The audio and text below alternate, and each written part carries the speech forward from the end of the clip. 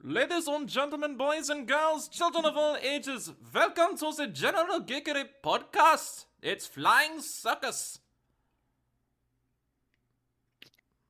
What do you think? Do you think that was a good impression? I can't decide what kind of accent you were doing just there. It was a little bit high-pitched, a little bit of German, but that's kind of like what the person who introduces Flying Circus basically sounds like in my head. Uh-huh. Oh. Anyway. Yeah, so what? Anywho, cue the intro.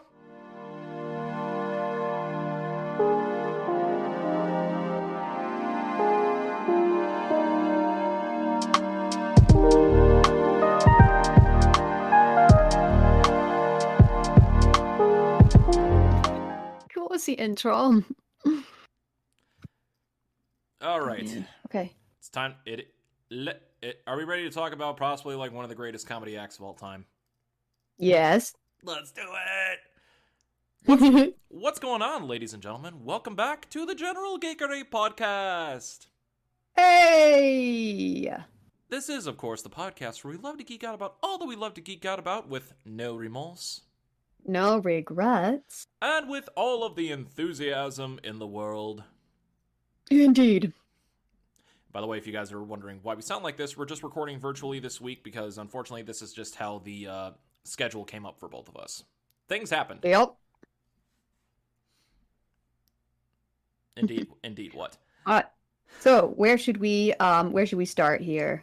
Well, where to begin? Well, first of all, like usual introductions: Coffee Ninja by day, actor, gamer, streamer by night, Donald Kaczynski, and then the video game inept and artiste extraordinaire Hannah Kubiak. But hello. All that aside, time to talk about Monty Python. Oh yes, I grew up on this stuff. I have my mom has a story that she likes to tell where the moment she knew that she had raised us correctly as kids was the first time she showed us Monty Python and the Holy Grail. And, there's that moment at the beginning where it's like a misty hillside in somewhere in England, and you hear galloping, and then you see a rider coming over the hill, and then he comes further into view, and you see that he's not riding a horse, he's just kind of galloping along on his own 2 feet. And apparently when we watched that, all 3 of us kids just burst out laughing, and my mom knew that she had raised us correctly if we found that funny. I mean that and the coconuts helped with that, so Yep. So yeah, and it also helps that my grandmother she's Irish, but she was raised in England, so she has an English accent and a very English sense of humor. Gotcha. So there's a lot of like nuances of British humor that I kind of just understand without having to like become attuned to it, I guess. Well, a lot of it comes from a lot of like British humor and stuff that is normal in like today's like different today's culture. A lot of it originated from Monty Python. Yeah, they were a big influence on British comedy, definitely. Especially when they like started hitting waves in the North American market with their films. Well, okay. Yeah. Let's back up a bit and just talk about just the entire troupe. So Monty Python as a troupe, the Pythons consist of generally about 5 or 6. Yep, I got it right here. About all of the skits are conceived, written, and performed by the main actors, players, which are the Pythons. Graham Chapman, John Cleese, hail to John Cleese, I love that man. Terry Gilliam, Eric Idle, Terry Jones, and Michael Palin. Yes, there are 2 Terrys. We call them the Terrys. Yep. Which, if I'm not mistaken, I believe one of the Terrys is actually the main animator for a lot of like the animation that you see in the pythons, such as like the foot, Oh yeah, yeah, yeah, the the iconic foot stomp and everything else involved in that yeah. was done by Terry Gilliam. Hmm. It's only a model. And they originally started off making an impact on the greater area of comedy with the introduction of their television series Monty Python's Flying Circus. Yeah, what year did that? What year did that start? I want to say 1968. I actually have it right here. Let me just bring it up. Yep, right here.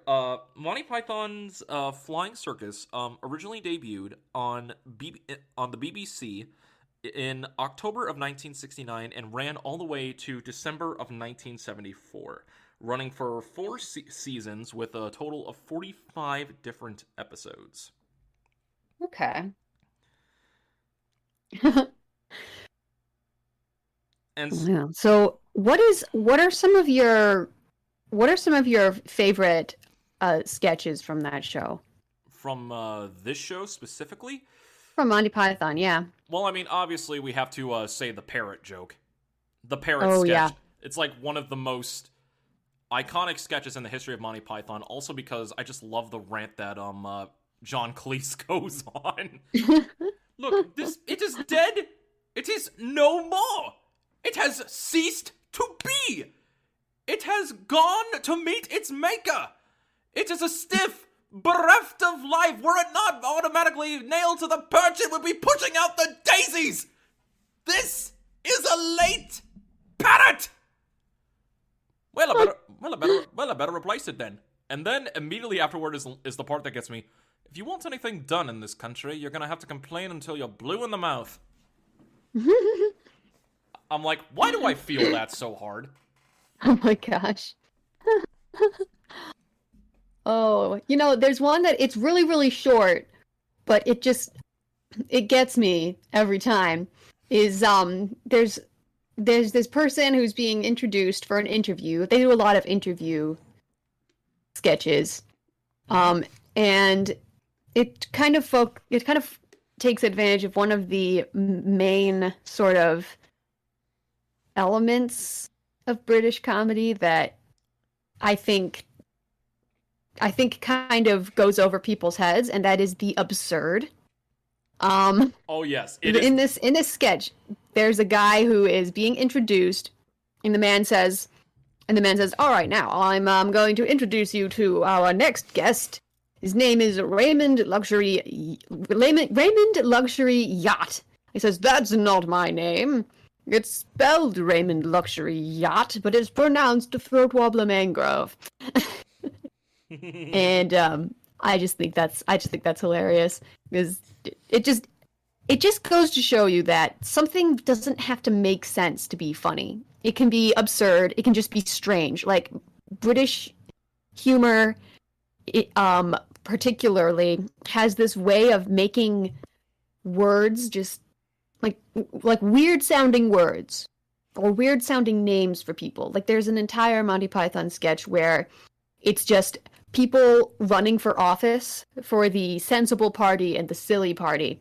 And the people in the sensible party have names like John Smith or whatever. Yeah. And then in the silly party, the people who are running have just the most ridiculous names, like that contain like sounds and like sound effects, stuff like that. It's just so strange.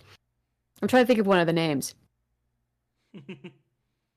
But just the whole thing about just something linguistically just sounds strange. It's funny to British people. And there's stuff that you say in a British accent that sounds funny, that in an American accent it just sounds normal. There's this, what was it?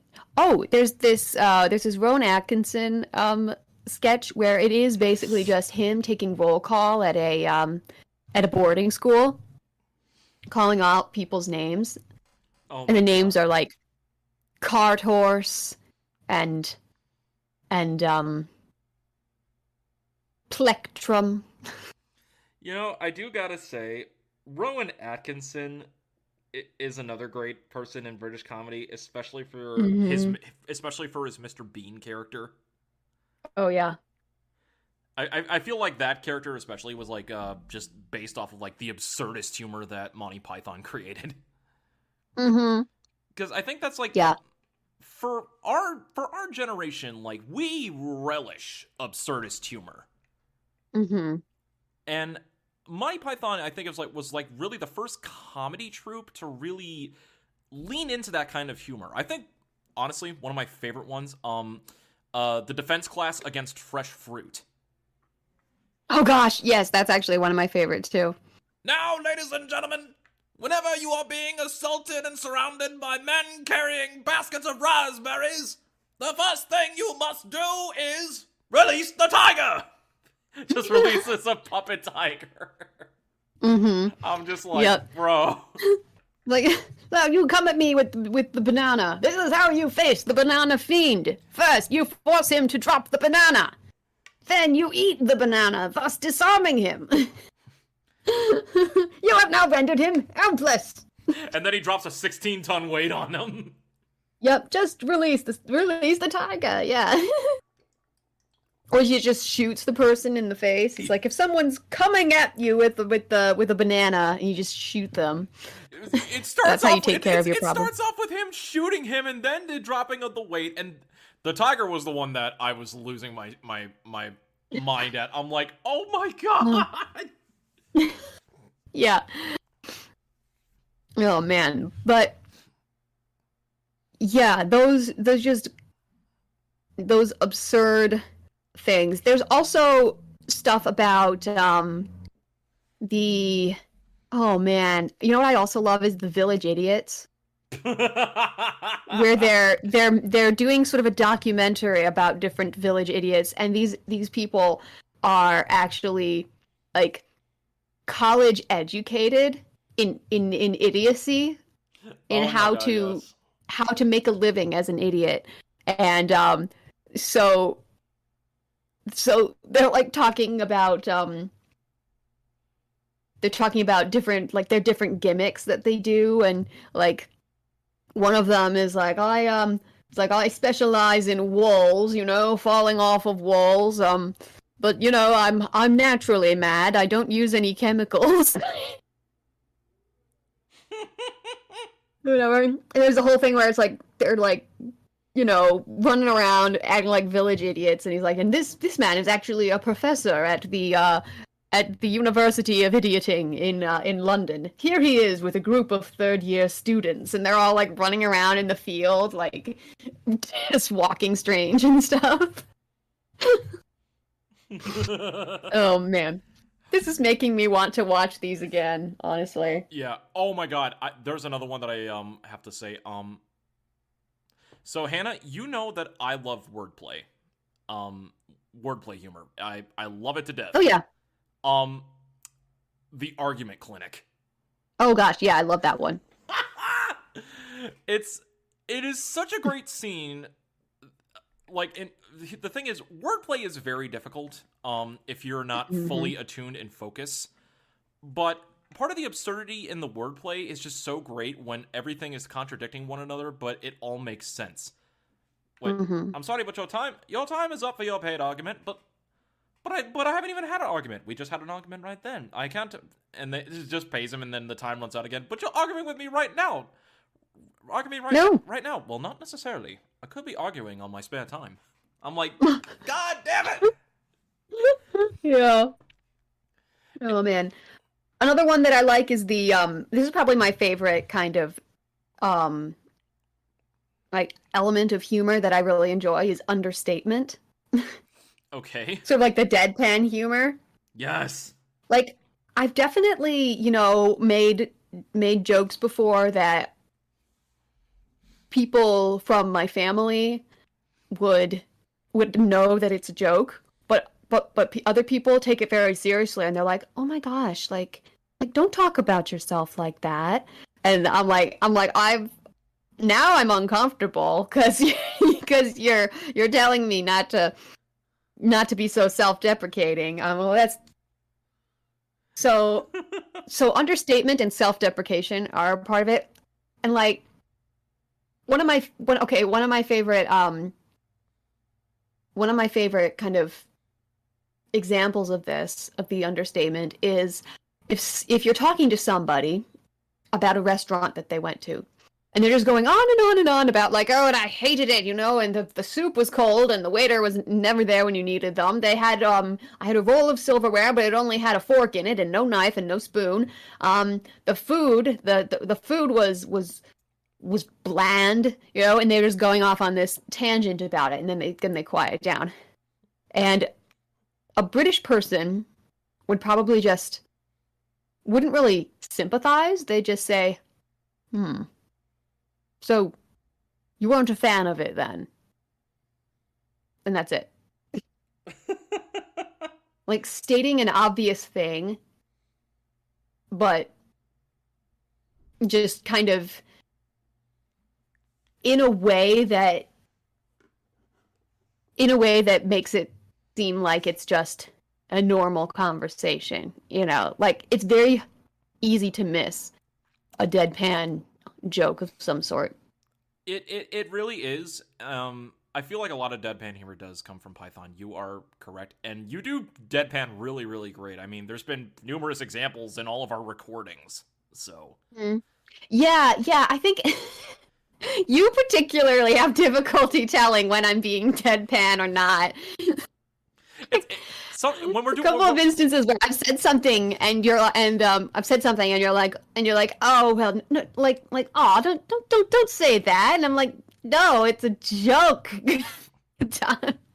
Like, oh yeah, understated humor is it's in my wheelhouse. Oh my god. So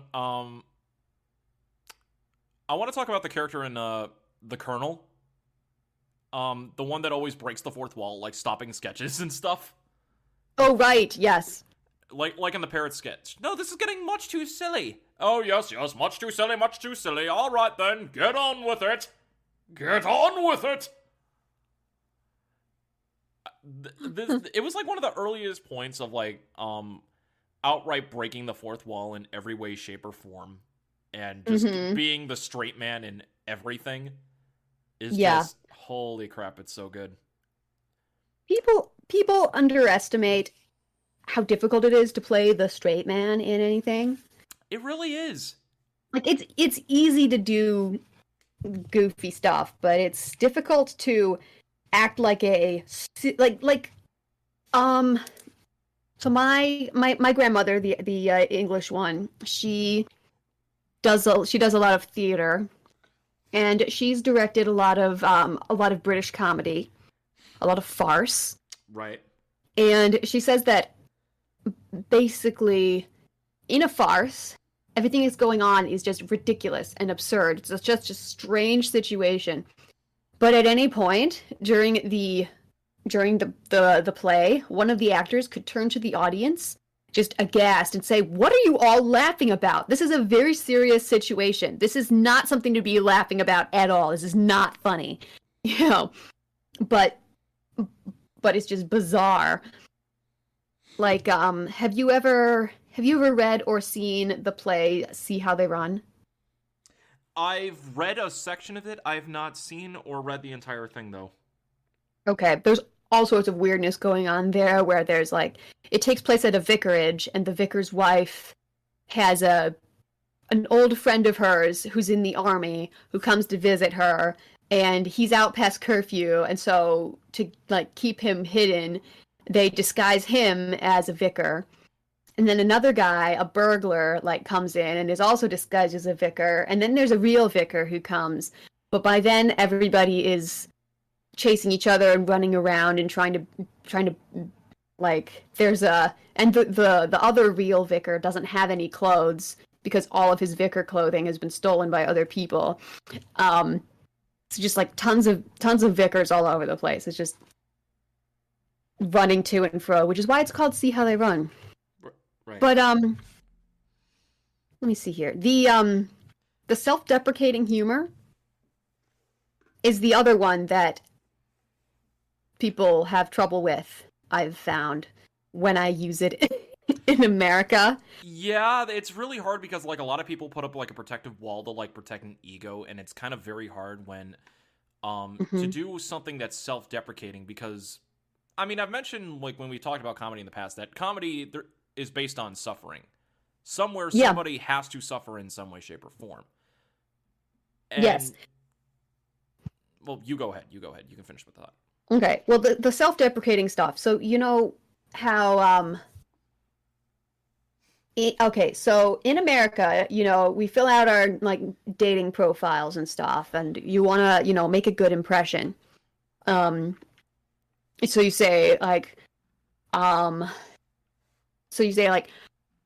middle-aged woman looking for someone who enjoys walks by the beach and fishing trips and going to vineyards for wine tastings, you know, and stuff.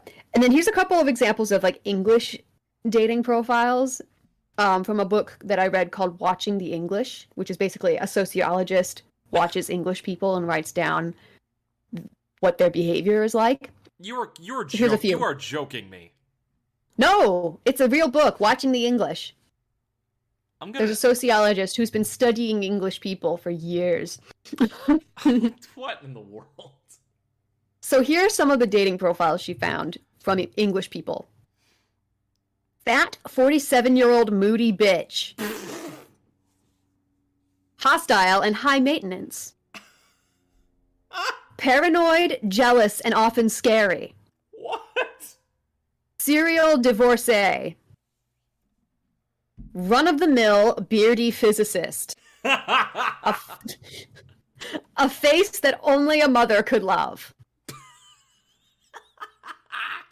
So those are the kind of things that people put in dating profiles in England. Like, if you take yourself too seriously, that's like the ultimate faux pas in British humor, or in British life, actually. Don't take yourself too seriously. Pretty much. Yeah. Oh, but I'll hold on to that thought. I'll let you finish. Okay.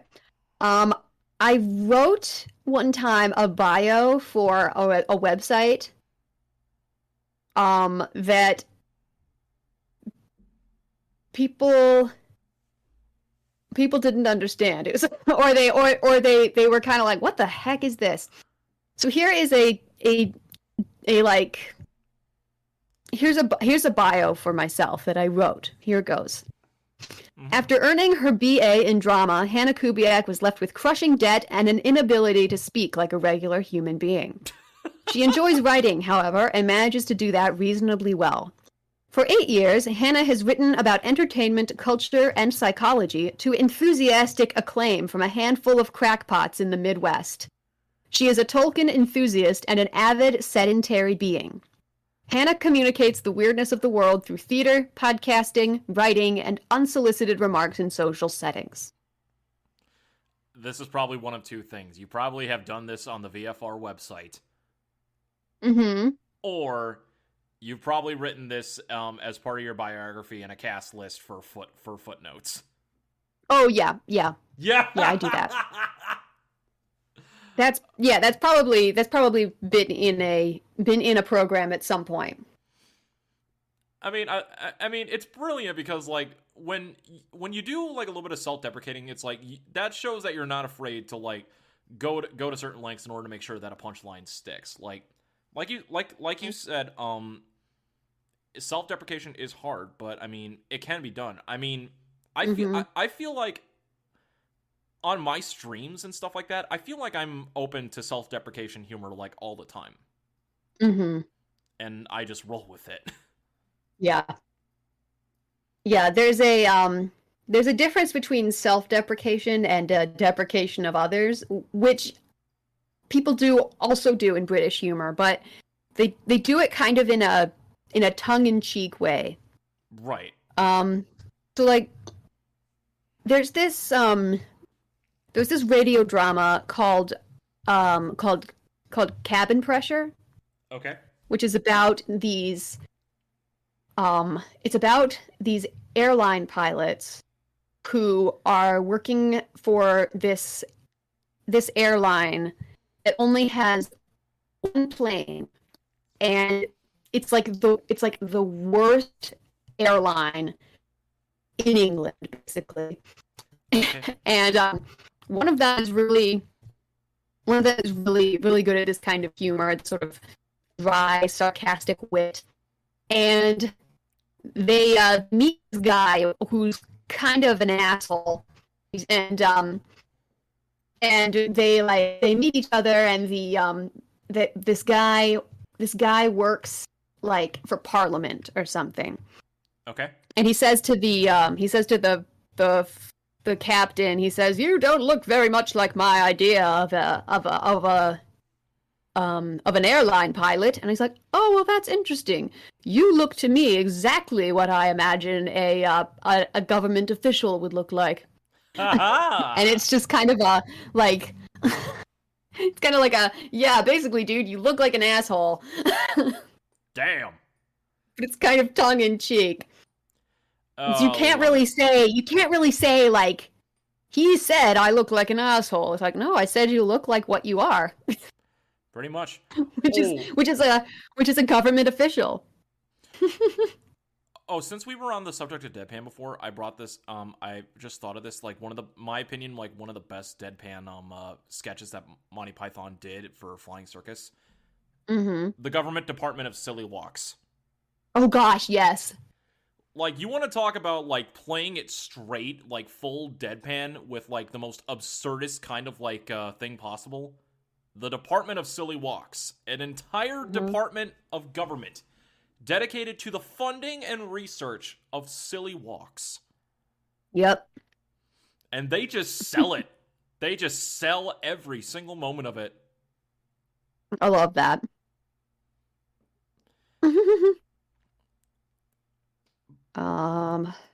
So I'm trying to find some of the names from the silly party. Oh yeah, that's right. While you're finding that, I guess I can brief up a little bit on just how Monty Python influenced comedy in the Americas, like following parts of Flying Circus. Because if I ever remember correctly, I don't think Flying Circus nearly took off in America like how it did in England. It wasn't until like they started doing the movies that American audiences really got behind the comedy of the Pythons. Mm-hmm. Even though they failed the first time around by doing the movie, and now for something completely different, which was basically movie format for a couple of their most famous sketches, including The Dead Parrot and The Defense Against Fruit. It wasn't until the release of Monty Python and the Holy Grail that things really took off in America. And Holy Grail is considered like one of like the funniest films of all time. And it still I found the names. It still holds up. Look there. Camelot. Camelot. Camelot. It's only a model. Shh. It's only a model. I love that. Well, on second thought, let's not go to Camelot. It is a silly place. It's much too sad. Okay. Here are the here's the names of the candidates in election night. Bring it. For Leicester, we have from the Sensible Party, Arthur J. Smith. From the Silly Party, Jethro Q. Walrus Titty.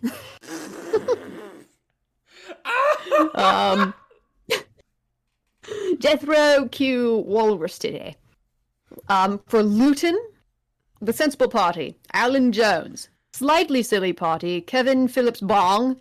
And the Silly Party, Tarquin Fin Tim Lin Bin Win Bim Lin Bus Stop Fatang Old Lay Biscuit Barrel. From Harpenden, Southeast, the Sensible Party, James Walker. Silly Party, Mr. L.C. Zip. And from the very silly party, oh goodness, this name is like a paragraph. Here I go. Oh no. Malcolm, Peter, Brian, Telescope, Adrian, Umbrella Stand, Jasper, Wednesday, Pop, Stoats, Gobbler, John Raw, Vegetable, Arthur, Norman, Michael, Featherstone, Smith, Northcott, Edwards, Harris, Mason, Chuff, Frampton, Jones, Fruitball, Gilbert, we'll keep a welcome in the Williams, if I could walk that way, Jenkins, Tiger Drawers, Pratt, Thompson, Raindrop keep falling on my head, Darcy Carter, Pussycat, don't sleep in the subway, Barton, Maine, Waddings, Smith. What? I tried. I really tried. Oh my god,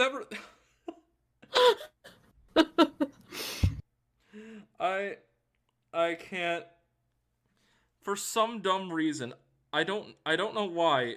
It reminds me of a dumb name from an online parody that I watched so many years ago. It was a parody of the anime Hellsing Ultimate, and they just did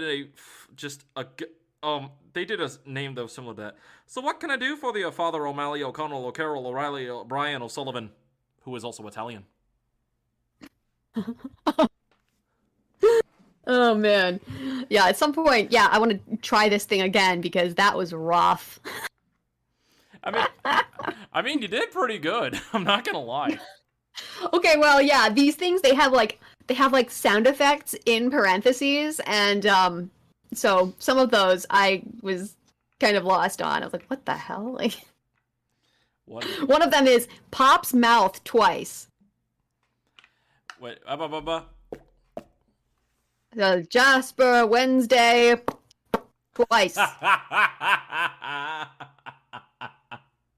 There's one where it says fire pistol, then whoop. God. How do you even spell that? You're gonna need some apostrophes about halfway in there, and the rest of it is pretty much spelled in wingdings. Wingdings. One that reminds me of that from America is Key and Peele, the East-West Bowl. Oh yeah. And now let's meet the players from the West, and it's these people who have all these bizarre names. Like one of them is oh gosh, why am I having a brain fart right now? Jamarius Tactheratrix. Yeah. Gosh. Escalator Jones. Tyrone Smoochie Wallace.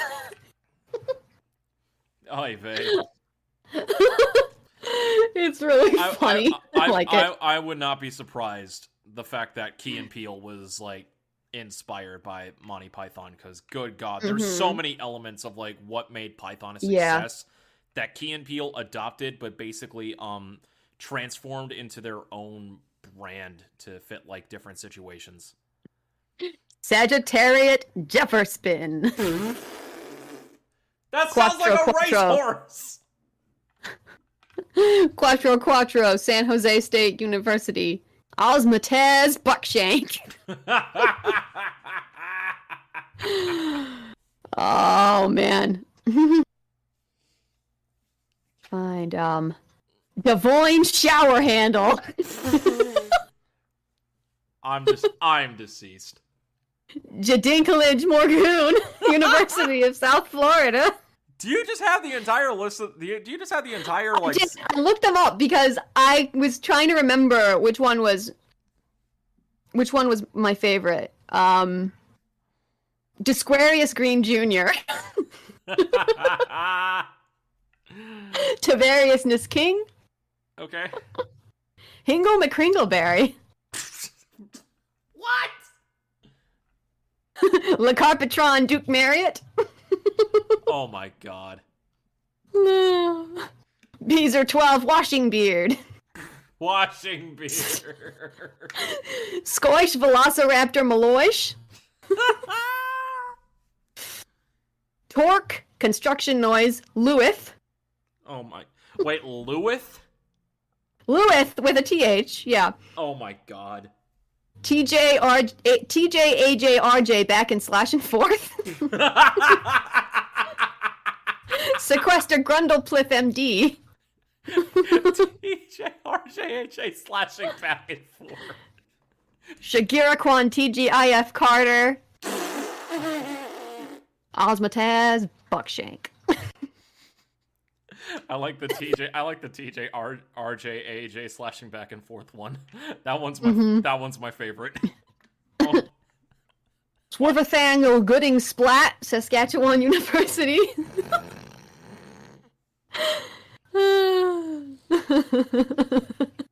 Anyway, that's one of my favorite things. Just lists of silly names are like one of my favorite things in comedy. This is getting much too silly. Yes, much too silly. Get on with it. Yes, we will, Colonel. Oy vey. I'm deceased. Every single time. So there was one that oh man, there's one. I think it's Fry and Laurie, where somebody is like giving their name at the police station, and their name is like dropping a lighter on the table, doing a little tap dance, giving the sergeant a like little pat on the cheek, and then saying like Smith or something. Okay. I don't remember what it was, but yeah. Oy vey. It's like, my name is Derek, and he drops a lighter on the table, and that's his last name. That's what it was. Beautiful. Beautiful. But yeah, it was the release of, like, as you can see, so much comedy today is inspired by, like, all the absurdity that the Pythons introduced. And for American audiences, it was really the movies that kind of introduced Python, the Monty Python brand of comedy to America. Because for some reason, the TV show didn't really take off until after the movies were released, and the series became more available in the Americas, which I do have to say. Netflix, thank you for acquiring almost the entire Monty Python catalog a couple of years ago. It actually made it very worthwhile. Oh man. So, Monty Python and the Holy Grail was actually my first introduction to Monty Python. I didn't get to watch Monty Python growing up like you did. I only encountered them later on in my life, like when I was in high school and in college. Although, I will say, I did have the pleasure of watching Holy Grail on a big screen. I actually got to see it in a theater. Oh, cool.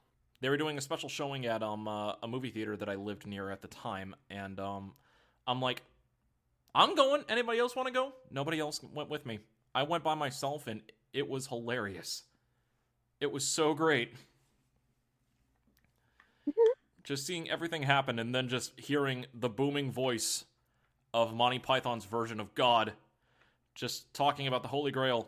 Arthur, King of the Britons, you and your holy knights shall now undergo a task in order to bring prosperity to the land of Britain. Good idea, oh lord. Of course it's a good idea!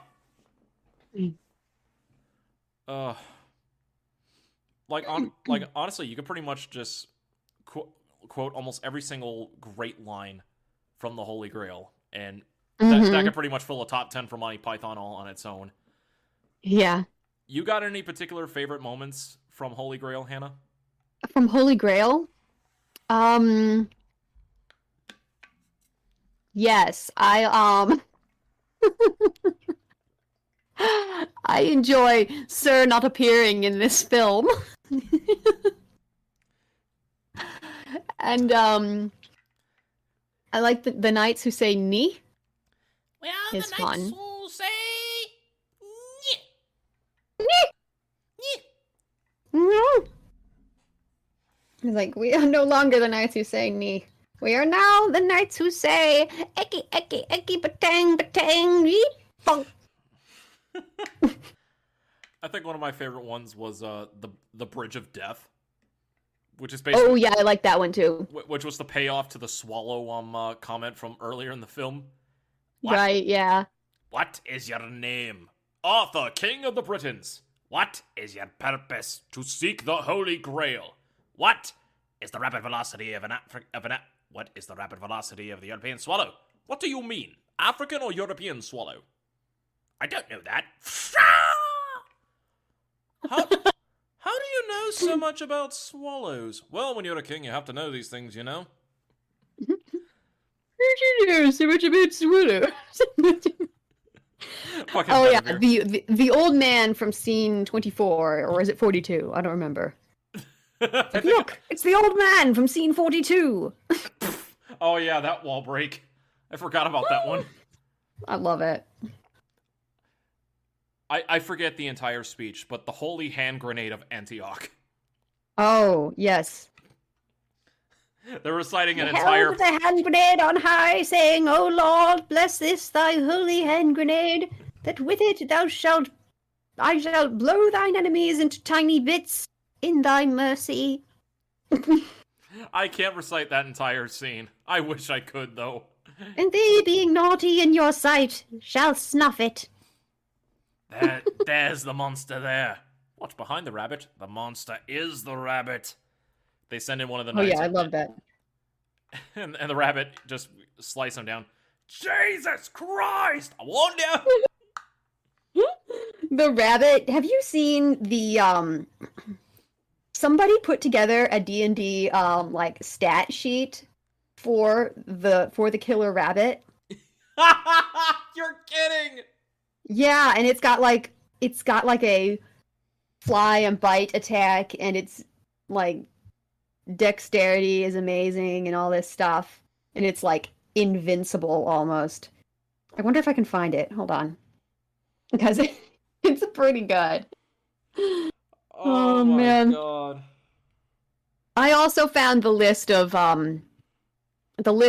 names from the Schoolmaster sketch by Rowan Atkinson, where he's taking morning attendance. All the names are really... Oh my God. Hold on. Killer rabbit. Oh, you know what? Also, one of my favorites is Tim the Wizard. Because apparently the actor, I think, who was it? Was it Michael Palin or John Cleese who played that guy? I want to say Michael Palin.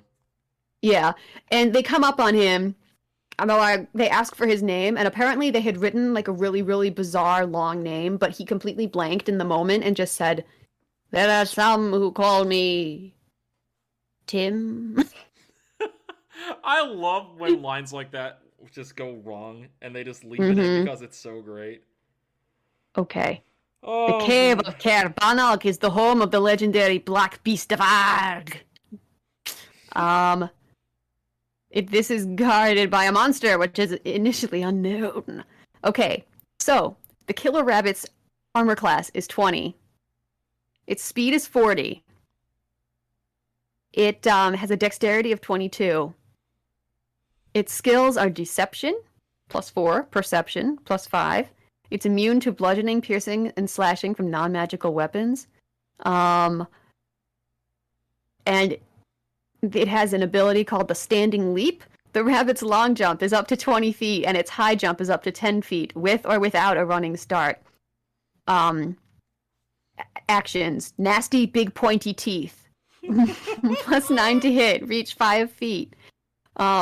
When the rabbit attacks a creature that has at least one head, the creature must make a DC 17 Constitution saving throw. On a failed save, the rabbit can bite off one of the creature's heads.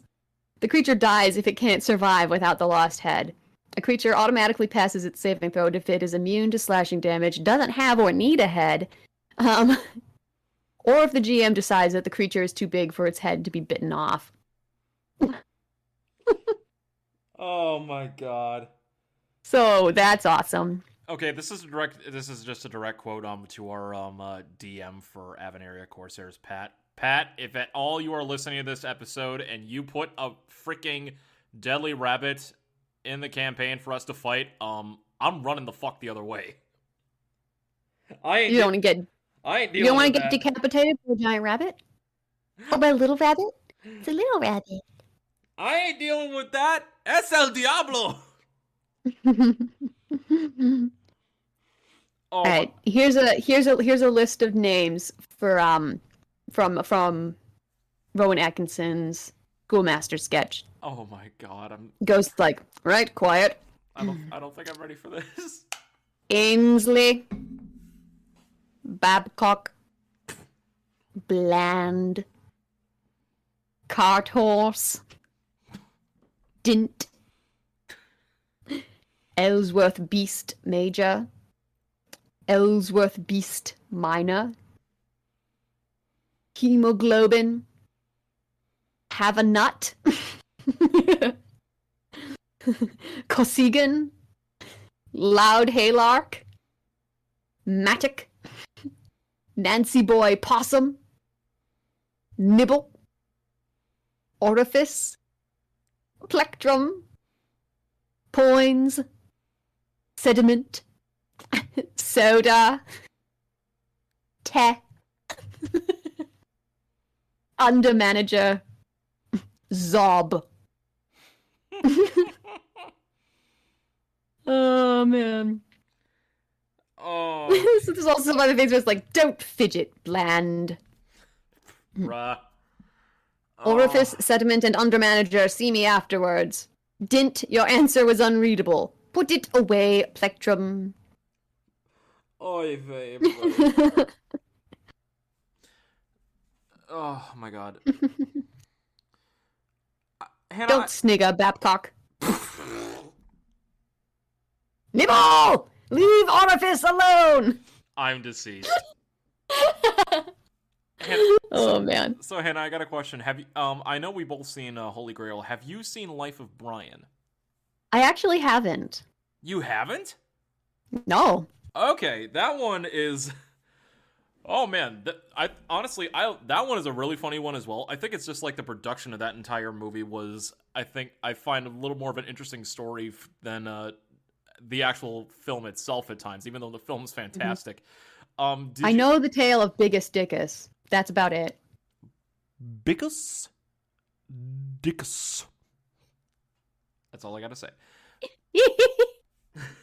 Dickus. It's so great. Oh man. Did you know like basically the production of The Life of Brian basically led to like the most expensive film ticket ever made? No, I didn't know that. So one of like the longest running big fans of like the Monty Python comedy is a former member of the Beatles, George Harrison, actually. Oh. And apparently he became really good friends with one of the Pythons, Terry Gilliam. When they were making Life of Brian, they needed some more funds in order to complete the film. So the Pythons were like, "Hey, Terry, you're friends with George. You want to ask him if he'll finance it?"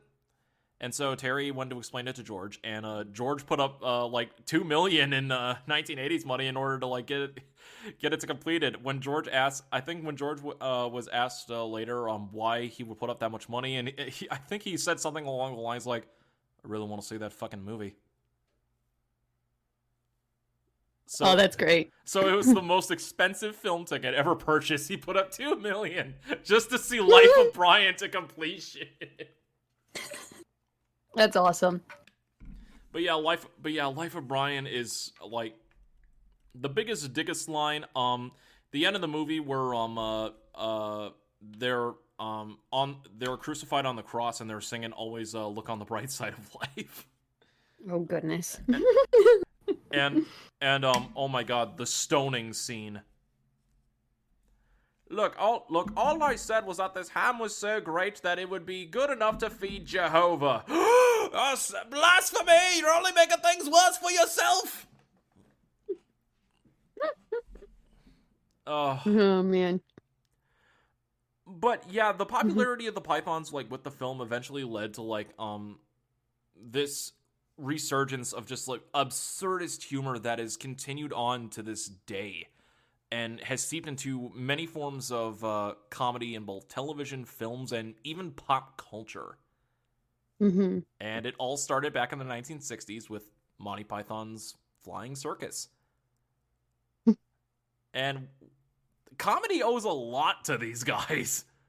Mm-hmm. Yeah. I mean, I owe my sense of humor and my timing of comedy to these gentlemen. Yep.